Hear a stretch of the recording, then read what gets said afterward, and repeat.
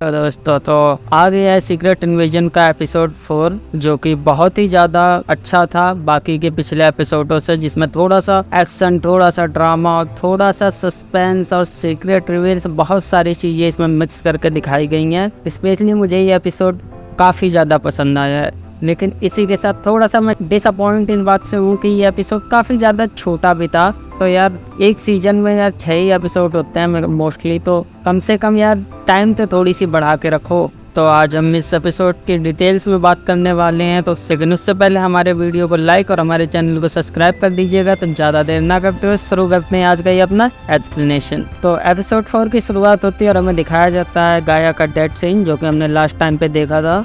तो गाया, जैसे कि हमको और बाकी सबको लगा था कि गाया मर चुकी है, लेकिन एक्चुअल में ऐसा नहीं होता है। जैसा कि मैंने पिछले एपिसोड में बोला था कि मैं नहीं मान सकता भाई कि गाया को इतनी जल्दी ये लोग ख़त्म कर देंगे। तो आखिर में वैसा ही कुछ होता है। दिखाया जाता है हमें गाया को, जो अपने बेस से भागने से पहले वो जो लैब में होती है, तो लैब में वो जाकर खुद के ऊपर वही सुपर स्क्रल वाला एक्सपेरिमेंट वो खुद पे कर लेती है, जिसमें हमें दिखाया जाता है कि जिसमें से वो एक्सट्रीमिस्ट वाला डीएनए चूज करती है और उसका एक्सपेरिमेंट अपने ऊपर कर लेती है, जो कि हम स्क्रीन पर देख सकते हैं साफ साफ, जिसमें लिखा था कि कौन कौन सी एबिलिटीज इसे मिलेंगी, जैसे कि हीलिंग एबिलिटीज और हीट स्ट्रेंथ। और इसी एक्सपेरिमेंट की वजह से दोस्तों जब ग्रेविक उसको गोली मारता है तो उस गाया अपने आप हील हो जाती है और वापस से जिंदा हो जाती है। तो एमसीयू के अंदर अभी तो हमें 2 सुपर स्क्रल देखने को मिले हैं, पहला ग्रेविक होता है और दूसरा गाया बन चुकी होती है। इसके बाद सीन शिफ्ट होता है और हमें दिखाया जाता है फ्लैशबैक 2012 पेरिस का फ्लैशबैक दिखाया जाता है हमें। और 2012 सुनते ही दोस्तों सबको याद ही होगा, अगर पक्के वाले मार्वल फैन हो तो भाई 2012 में आई थी दी एवेंजर्स, जो कि काफी आइकॉनिक मूवी रही है। और साथ ही दोस्तों इस सीरीज में फ्लैशबैक का काफी ज्यादा फायदा उठाया गया है। मोस्टली हर एपिसोड में फ्लैशबैक दिखाया गया, जो कि जरूरी भी है, क्योंकि शायद इसके बिना हम पूरी स्टोरी को समझ भी ना पाए, क्योंकि स्क्रल्स जो है पिछले भी पहले ही बताया था कि 30-35 सालों से अपने अर्थ पर रह रहे हैं, तो उनकी पूरी स्टोरी समझने के लिए फ्लैशबैक में तो हमें जाना ही पड़ेगा। और इस फ्लैशबैक के सीन में सबसे अच्छी बात ये होती है कि दोस्तों कि निक फ्यूरी का जो लुक होता है वो द एवेंजर्स के टाइम का लुक होता है, बिल्कुल ही same hairstyle, same dress up, same और ब्लैक सो स्वैग हो गया तैयार, काला शाका ला तेरा यार निकला लेके matching car, same body language Avengers के टाइम का होता है, जिसे देख के ऐसा लगता है कि हाँ 2012 के निक फ्यूरी के देख रहे हैं, ना कि अब के जो थोड़ा सा वीक दिखाई देता है हम लोगों को और थोड़ा सा एजेड हो चुका है। अगेन निक फ्यूरी का लुक मुझे पर्सनली काफी ऑसम लगा। फ्यूरी यहाँ पर अपनी वाइफ से मिलता है, जो कि इससे थोड़ा बात करते हैं, जो कि इसकी वाइफ मेंशन करती है स्ट्रेंज हीरोज के बारे में, जो कि हम अपने एवेंजर्स होते हैं, जो कि उसे न्यूज़पेपर दिखाती है जिस पर लिखा हुआ होता है लेस एवेंजर ला बताता है, जिसका मतलब होता है the Avengers battle of New York. और इसी सीन में प्रिसिला फ्यूरी एक लाइन्स बोलती है, जो कि एक बुक पढ़ रही होती है, उसी बुक के वर्ड्स होते हैं, जिसकी लाइन होती है to call myself beloved, to think myself beloved on the earth. Fury को पढ़कर बता रही होती है, और यही डायलॉग मेन चीज है इस एपिसोड का, शायद इसलिए एपिसोड का नेम भी रखा हुआ है बिलीवर्ड,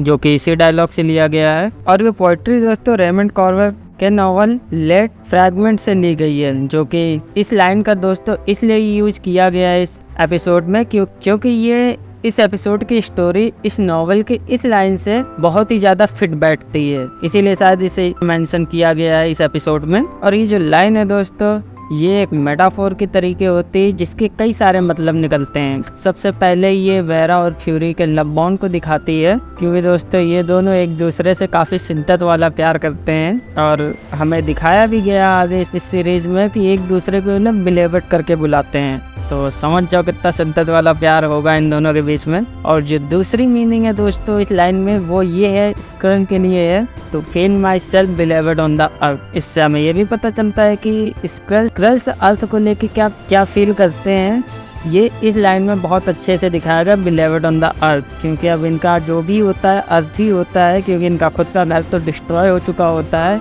तो इसी वजह से ये चीज़ काफ़ी परफेक्ट बैठती है इनके ऊपर। फिर आफ्टर ऑल इतने सालों से ये लोग अर्थ पर रह रहे होते हैं, तो ये चीज़ें ग्रेविक पर भी अप्लाई होती है और टाइलोस के लिए भी इस मोमेंट पर कोई अच्छा बुरा नहीं है, क्योंकि दोनों ही अर्थ को अपना घर बनाना चाहते हैं, बस तरीके दोनों के अलग अलग होते हैं। एनीवे अभी आते हैं अपने स्टोरी पर। तो सबसे पहले जो हमें लास्ट एपिसोड में कन्फ्यूजन थी कि वेरा निक के साथ है कि ग्रेविक के साथ, तो वहाँ यहाँ पे ये चीज़ क्लियर हो जाती है कि वो इविल है, यानी कि ग्रेविक के साइड से खेल रही होती है। और सेकंड ये है दोस्तों कि अपना कर्नल रोड्स जो कि हमें दिखाया गया वो कर्नल रोड्स नहीं है, जिस पे हम लोग को स्टार्टिंग से डाउट था, वो एक्चुअल में एक स्क्रल होता है। और इस एपिसोड में इसके स्क्रल वाले फॉर्म को भी दिखाया गया है, जो कि एक फीमेल स्क्रल होती है। तो यहाँ पर रोडी यानी कि जो फीमेल स्क्रल होती है, जो रोडी के फॉर्म में होती है, उसका नाम जहाँ तक रेवा होता है।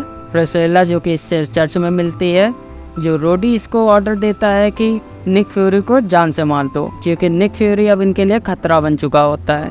और रोडी और प्रिसिला फ्यूरी की जो भी कन्वर्सेशन होती है, पूरी की पूरी कन्वर्सेशन निक फ्यूरी दूर बैठे सुन रहा होता है माइक्रोफोन की मदद से। और जो सुनकर निक फ्यूरी का दिल काफ़ी ज़्यादा टूट सा जाता है, क्योंकि इसकी वाइफ जो है वो इसको मारने के लिए आ रही, जिससे ये इतना प्यार करता है। लेकिन फिर भी फ्यूरी उससे मिलने के लिए घर पर जाता है, जो कि दोनों आमने सामने होते हैं। और ये मोमेंट काफ़ी ज़्यादा इमोशनल और काफ़ी ज़्यादा ही क्यूरियसिटी वाला होता है, क्योंकि दोनों इस मोमेंट पे एक दूसरे के सामने होते हैं और दोनों एक दूसरे की बातें शायद से जानते हैं। और ये मोमेंट काफ़ी ज़्यादा सीरियस होता है और दोनों के दोनों अपनी गन निकालकर टेबल पर रख देते हैं, क्योंकि शायद से दोनों को पता होता है कि इन दोनों में से कोई ना कोई तो आज मरने वाला है। और इस मोमेंट पे फ्यूरी काफ़ी ज़्यादा सीरियस था, क्योंकि इतना ज़्यादा सीरियस था दोस्तों कि इसने अपने घर पे वेडिंग रिंग तक नहीं पहनी होती। तो समझ जाओ ये कितना ज़्यादा सीरियस होगा इस मोमेंट पर। और फिर सडनली दोनों एक दूसरे को शूट करते हैं एक ही टाइम पर, लेकिन दोनों ही अपने अपने शॉट मिस कर देते हैं, जो कि जानबूझ के मिस करते हैं। लेकिन ये कितने भी अपोजिट साइड से हों, लेकिन इनके अंदर जो प्यार होता है वो शायद इनको एक दूसरे का मारने की परमिशन नहीं देता है, जो कि गुड एंड इविल के सबसे परे होता है ये चीज़ें। और यहाँ पर दोनों हंसते खेलते अपने एक दूसरे को अलविदा बोल देते हैं। और जाते जाते फ्यूरी इसको वार्न भी करता है कि ग्रेविक यहाँ पर आएगा, क्योंकि तुमने मुझे जिंदा छोड़ दिया है, तो तुम संभल कर रहना। तो वेरा बोलती है कि मैं संभाल लूंगी। और इस सीन में हमें एमसीयू का हल्का सा फ्यूचर विजन देखने को मिलता है। इन्हीं के घर में अपने को एक बुक देखने को मिलती है, जो कि वेरा या फिर पहले वाली प्रिसिला ने लिखा होगा, जिस बुक का नाम होता है decoding the super human gene. अब ये डायरेक्ट रेफरेंस है एक्स-मैन या फिर इन ह्यूमंस का, जो कि एमसीयू में कभी भी सुपर ह्यूमन जीन का यूज नहीं किया गया है इस शब्द का, अंटिल मिस मार्वल। क्योंकि मिस मार्वल में हमें कंफर्म कर दिया गया था, जो कि कमाला खान एक म्यूटेंट है। तो इस जीन वाले टर्म से अगेन यूज करने से हमें यही चीज समझ में आती है कि शायद एक तरह का हिंट है, जो कि फ्यूचर में हमें एक्स-मैन या इन ह्यूमंस, जिसका हम सब लोग बेसब्री से इंतजार कर रहे हैं, वह लमाते हैं अपनी स्टोरी पर, जहाँ पर हमें गाया और टैलोस को जो कि साथ में बैठे हुए होते हैं, जिसमें हमें मतलब बाप और बेटी का बॉन्डिंग दिखाया जाता है, जो कि घर से भाग गई होती है और ये वापस आ चुकी होती है। भले से गलत साइड चली गई होती है, लेकिन ये कभी भी इविल नहीं होती है, जैसे ग्रेविक हो गया है। बस इसको सभी स्ट्रेंथ के तरीके एक घर की तलाश थी, और यही चीज ये टैलोस को ही बोलती है। और टैलोस का वही प्लान होता है कि ये कोई ऐसा रास्ता ढूंढेगा जिससे सभी लोग हंसी खुशी अर्थ पर रह सकें। और ये बोलता है कि वो प्रेसिडेंट से बात करेगा और वो हमारी मजबूरी जरूर समझेंगे। पर इस बात पे गाया बिल्कुल भी भरोसा नहीं करती और गुस्सा होकर वहां से चली जाती। एक्चुअली में ये रियलिटी से भाग रही होती है। इनकी सिचुएशन ही कुछ ऐसी होती है कि इस टाइम पे सब कुछ गलत लग रहा होता है। जब तक इनको एक नया प्लेनेट नहीं मिल जाता, यानी कि इनके लिए खुद का एक घर नहीं मिल जाता, तब तक सारी चीजें सेटल नहीं हो सकती। फिर हमें फ्यूरी को दिखाया जाता है, जो कि कर्नल रोड से मिलने के लिए गया हुआ होता है, या फिर यूँ कह लें एक खूबसूरत सी स्क्रल से। और फ्यूरी को भी पता होता है जैसे, और फ्यूरी ने प्रिसिला और रोड की कन्वर्सेशन इसने सुनी होती है, तो उसको पहले से पता होता है कि रोडी एक इवन स्क्रल है। और साइड से इसको इस एपिसोड 2 में ही पता चल गया था, क्योंकि इसको कोई भी निक नहीं बुलाता है, जो कि इसने निक बुलाया होता है उस एपिसोड में। तो ये रोड होटल में गया हुआ होता है, जो ड्रिंक ऑफर करता है, तो इस ड्रिंक की एक्चुअल में कीमत है हमारे रियल वर्ल्ड में 5.5 लाख की दोस्तों। तो समझ सकते हो कितने ही नवाबी शौक है इनके। फ्यूरी का कहना होता है कि वहाँ पर वो उसके साथ सिर्फ बात करने के लिए आया होता है। फ्यूरी का मेन प्लान होता है कि ये रोडी के ऊपर एक ट्रैकर लगाने के लिए आया हुआ होता है, जो कि लिक्विड ट्रैकर था, जो कि इसके ड्रिंक में ही मिला हुआ था। हालांकि फ्यूरी को पहले पहले से पता होता है कि ये एक स्क्रल है, लेकिन वो जाहिर नहीं होने देता है, उससे ऐसे बातें करता है कि तो बस बातें बना रहा होता है रोडी के सामने कि यूएस प्रेसिडेंट के साथ कोई स्क्रल है और वगैरह वगैरह। लेकिन कर्नल रोड्स जो कि एक स्क्रल होती है वो निक फ्यूरी को ब्लैकमेल करती है एक वीडियो दिखाकर। जो पहले एपिसोड में ग्रेविक निक फ्यूरी के फॉर्म में मारी हिज को गोली मारता है, तो उसी का फुटेज होता है दोस्तों। उसको दिखाकर वो ब्लैकमेल करती है निक फ्यूरी को। अगर ये वीडियो गलती से भी लीक हो गई तो फ्यूरी को जेल तो होगा ही होगा, साथ में इसकी पूरी की पूरी इमेज भी डिस्ट्रॉय हो जाएगी जो अब तक इसने बना रखी है। तो फ्यूरी वहाँ से थोड़ा सा गुस्से में चला जाता है। फिर सीन शिफ्ट होता है और हमें इस एपिसोड का काफी एपिक सीन देखने को मिलता है यहाँ पर। और इस एपिसोड का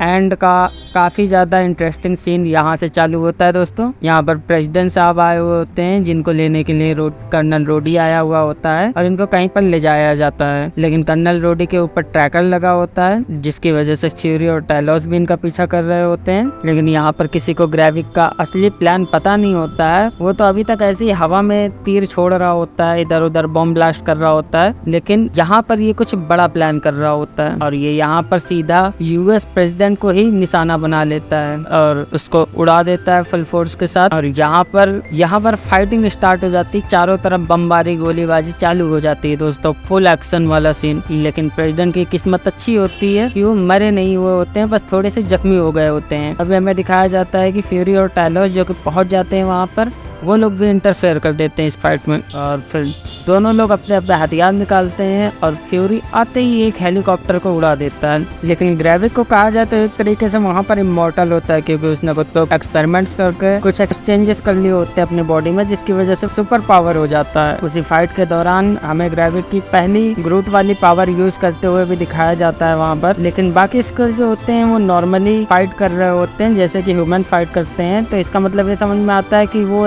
ग्रेविक ने अभी तक अपने ऊपर ही किया होता है। हो सकता है कि अभी ग्रेविक किसी के ऊपर ट्रस्ट ना करता हो या फिर वो उस पावर को अकेले ही होल्ड करना चाहता हो। लेकिन इसको ये अभी नहीं पता कि गाया भी एक सुपर स्क्रल बन चुकी है जो कि हमें आगे को देखने को मिलेगा। यहाँ पर मेन मिशन होता है कि प्रेसिडेंट को बचाना है कुछ भी करके। लेकिन इस दौरान टैलोस काफी ज्यादा घायल हो जाता है, उसको काफी सारी गोलियां लग जाती हैं और इतना ज्यादा घायल हो जाता है कि उसका रियल चेहरा भी सामने आने लगता है। लेकिन फिर भी टैलोस मिशन नहीं छोड़ता है, लास्ट मोमेंट तक हेल्प करता है, प्राइम मिनिस्टर को बचाने की कोशिश करता है। और इस टाइम ऑफ मूवमेंट में हमें इसकी डेडिकेशन दिखती है। उधर फ्यूरी प्रेसिडेंट को उठा के अपने कार की तरफ ले जा रहा होता है, लेकिन पीछे से ग्रेविक आ जाता है तभी, जो कि टैलोस को सच में ही बड़ी बेरहमी से मार डालता है। तभी फ्यूरी इसको शूट कर देता है अपने गन से, लेकिन ग्रेविक को कुछ होता ही नहीं है। वो तुरंत ही हील हो जाता है एक्सट्रीमिस्ट वाले पावर की वजह से और तुरंत वो पैगाउन के साथ बैठकर वो निकल लेता है वहाँ से। और फ्यूरी के पास कोई रास्ता नहीं होता है तो मजबूरी में उसे वो प्रेसिडेंट को वहाँ से लेकर और टैलोस को वहीं पर छोड़कर निकल लेता है। अब ये कहाँ जा रहा है वो तो हमें आगे के एपिसोड में पता चलेगा, लेकिन एपिसोड यहीं पर खत्म हो जाता है टैलोस की डेड बॉडी दिखाते हुए। यहाँ पर टैलोस की मौत से बहुत ही ज्यादा शॉक लगता है निक फ्यूरी को और हम फैंस को भी, क्योंकि जिस तरीके से उसका एंड सीन दिखाया गया काफी ज्यादा मतलब डेडिकेटेड होता है किसी ह्यूमन को बचाने के लिए जो कि इसकी प्रजाति के भी नहीं होते हैं। लास्ट में मारा जाता है वो भी बहुत बेरहमी के साथ। और फ्यूरी की बात करें तो उसका तो पक्का वाला दोस्त है, तो सोचो उसको मतलब बहुत ही ज्यादा बुरा लगा होगा। आगे तो ग्रेविक की खैर नहीं है और किसी के साथ, लेकिन अभी भी गाया जिंदा है। और जैसा कि हमें दिखाया गया था कि लास्ट टाइम पर जब अपने फादर यानी टैलोस से मिलती है तो गुस्सा होकर वहां से चली जाती है। तो अब इसकी मौत से शायद इसको काफी ज्यादा रेग्रेट होगा और अब शायद गाया की जिंदगी का एक तरीके से कहा जाता है एक मिशन मिल जाएगा उसको, क्योंकि अब इसको किसी भी हाल में ग्रेविक को मारना ही मारना है, क्योंकि उसकी जगह कोई और भी होता तो भी यही करता एग्जैक्ट वो। जब गाया को पता चलेगा तो खैर जैसा भी हो यहाँ पर हमारा एपिसोड खत्म होता है। और हमारी एक्सप्लेनेशन आपको कैसी लगी दोस्तों अभी तक की, आप मुझे कमेंट्स करके बता सकते हैं। और अगर आपको मेरी वीडियो अच्छी लगी हो तो हमारी वीडियो पर लाइक करिएगा और हमारे चैनल को सब्सक्राइब कर दीजिएगा।